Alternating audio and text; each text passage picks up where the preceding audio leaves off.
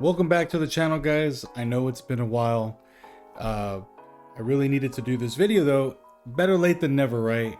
So today, as you can tell from the thumbnail and the title, we're gonna be talking about the Scuf Reflex Pro. Get that in focus for y'all there. All right. Now, I want to say a lot of good things about this controller, but you have to be honest about it. There are some things where this controller is lacking, okay? But we'll start off with the good. The good is I love these triggers. They're awesome, okay? Feels pretty good, feels decent. But there's just something really confusing about this controller. And I wish I had never bought this guy. Because these two guys right here,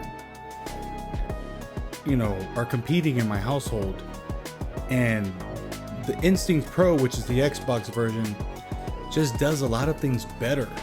And I don't know why. Like, first of all, if you didn't notice already, this has the crab shell legs in the back from the PS4 generation. Now, they are removable. Some people may like that.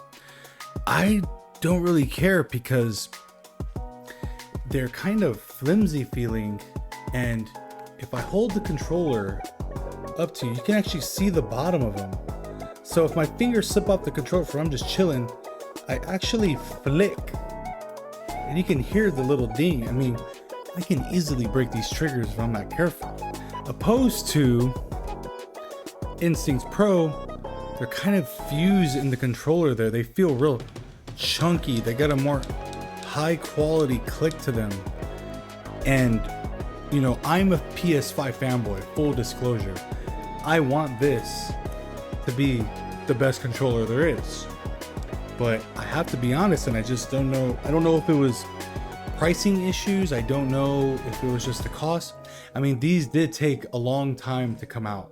So obviously they weren't as easy to produce as the Instinct Pro.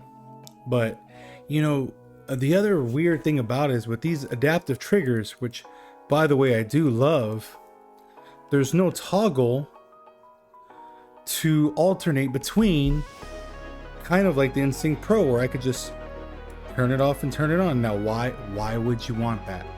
Well, more options is always better. Sometimes I don't want to play a first-person shooter and I want to turn it off.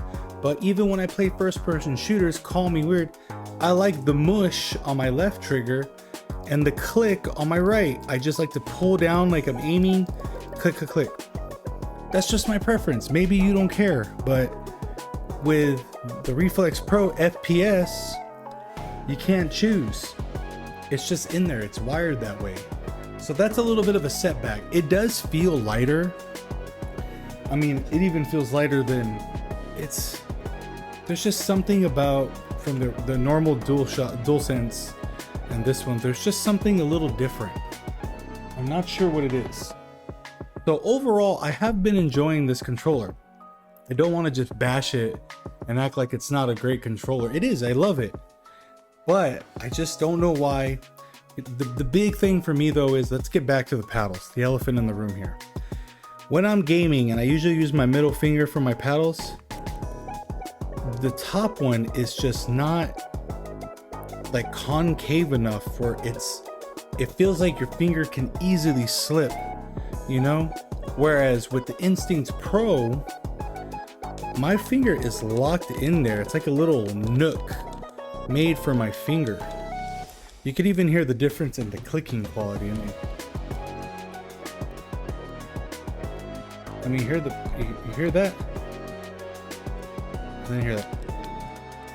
I mean, I don't know, guys. It's all gonna come down to preference. If you're a PS5 guy, it doesn't matter. Get the Scuf Reflex Pro FPS, because you're gonna get those triggers and you're gonna be able to play all your PS5 games with that advantage.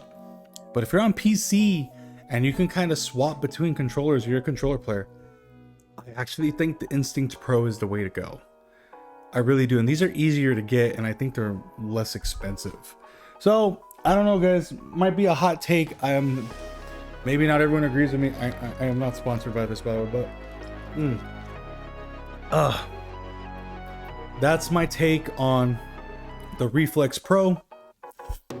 You know, I know it's been a long time coming. I know all the other videos, they all want to talk about the same thing. They're like, what's in the box? What does it do? You know, and they just sound like the same old, same old. It's like, when it comes down to gameplay, also a big thing that people like to complain about with these controllers is the warranty. I can tell you with this bad boy, I have been abusing it for 6 months, and I am not worried about the warranty. This thing is a workhorse, okay? I don't see any concern with durability there. This one with the crab shell, I'm a little concerned. I will have to do an update video, but hopefully it goes well. I'm gonna be using it as a daily controller. I game a lot more than I probably should, but yeah, stay tuned and like, comment, subscribe. I really like the comments, I like the feedback. You know, there's other things about this controller that other videos will touch on, like rechargeable battery, the braided cable inside, replaceable thumbsticks, the touchpad, all of that's there, guys. But when it comes down to using these controllers, for me, it's about performance. The main thing you're buying these for are the paddles and the trigger. That's it. That's what I'm buying it for. I'm buying it for the paddles and the triggers. Okay? And right now, I just believe that they make a superior controller. But if you're only game on PS5, I definitely think it's worth a shot. Catch you on the next one, guys. See ya.